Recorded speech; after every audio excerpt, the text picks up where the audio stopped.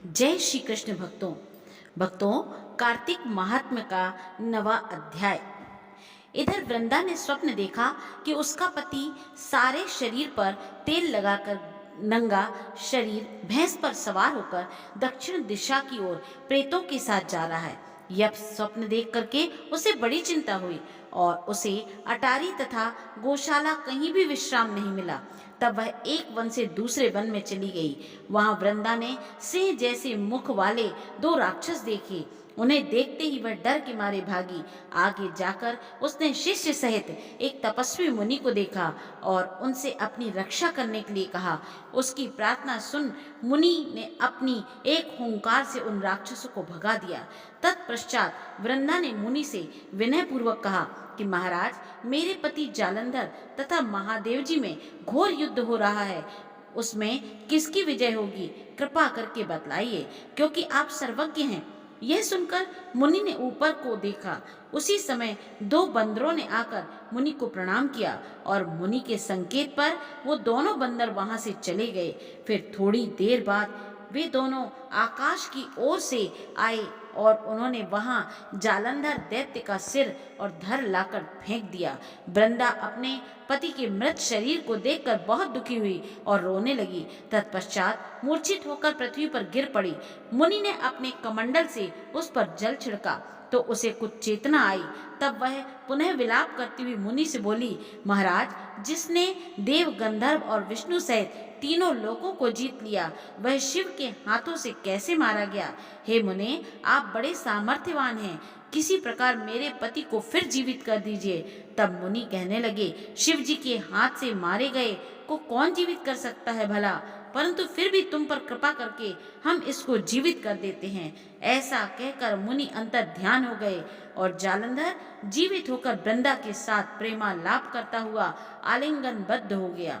वृंदा भी अपने पति के वेश में विष्णु के साथ उस वन में रमण करती रही, परंतु एक दिन मैथुन के पश्चात अपने पति के वेश में विष्णु को देखकर वह अत्यंत क्रोधित हुई और श्राप देती हुई बोली कि तुमने मेरा पतिव्रत धर्म नष्ट किया है, इसलिए मैं तुमको श्राप देती हूँ।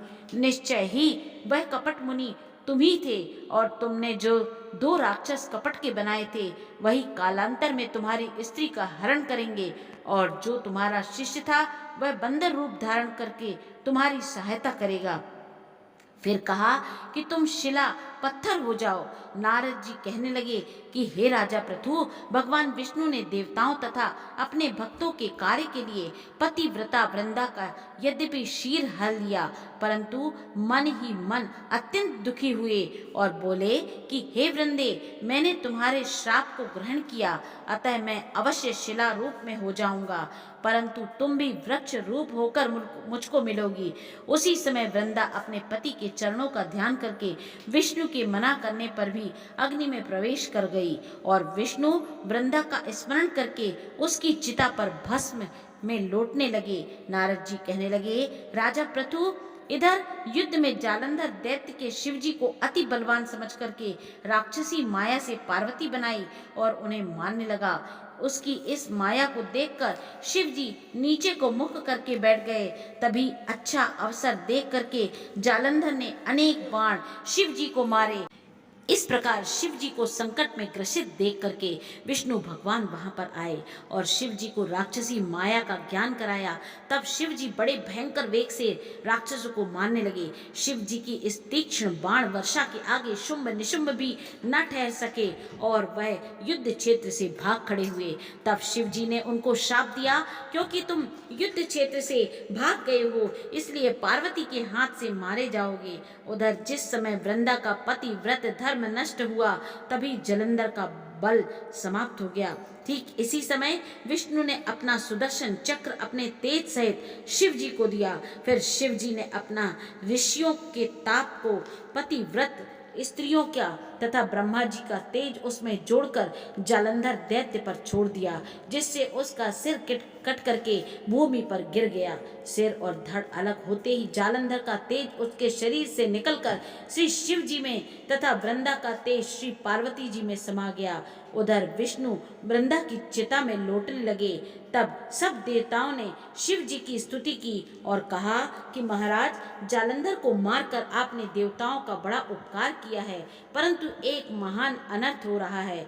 कृपा करके उसका भी कुछ उपाय कीजिए। भगवान विष्णु वृंदा के पतिव्रत धर्म से मोहित होकर लगातार उसकी चिता भस्म पर लौट रहे हैं और किसी प्रकार का विश्राम नहीं कर रहे हैं। तब शिव जी ने कहा कि हे देवताओं, तुम सब भगवान की योग माया की शरण में जाओ, वही सब संकट हरेंगी। तब सब देवता योग माया की शरण में जाकर उनकी स्तुति करते हुए बोले, हे देवी, आप हमारे जगत को उत्पन्न करने वाली, पालन और नाश करने वाली हो। सतोगुण, रजोगुण और तमोगुण तुमसे ही उत्पन्न हैं। ऐसी प्रकृति देवी को हमारा नमस्कार है। तुम्हारी माया को ब्रह्मादिक देवता भी नहीं जानते, उस देवी को हमारा नमस्कार है। जिनके भक्तगण अनादर और मोह को प्राप्त नहीं होते, ऐसी मूल प्रकृति को हमारा नमस्कार है। उस समय देवताओं ने एक तेज देखा और आकाशवाणी सुनी कि गौरी, लक्ष्मी और सरस्वती रजोगुण, सतोगुण और तमोगुण रूप में मैं ही हूँ।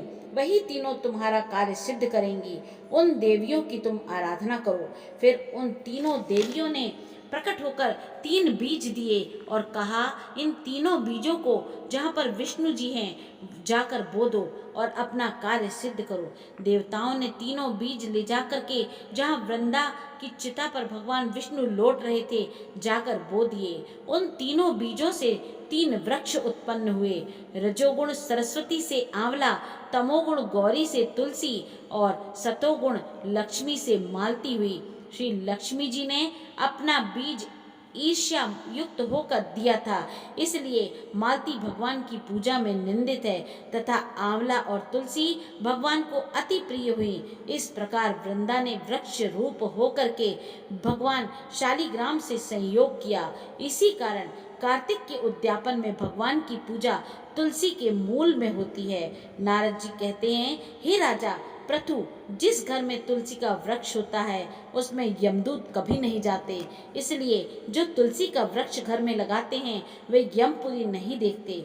नर्मदा तथा गंगा का जल और तुलसी का पूजन, यह तीनों कार्य बराबर हैं। चाहे मनुष्य कितना ही पापी क्यों ना हो, परंतु मृत्यु समय जिसके प्राण मंजरी सहित निकल जाते हैं, वह पापों से मुक्त होकर के भगवान के बैकुंठ धाम को प्राप्त हो जाता है।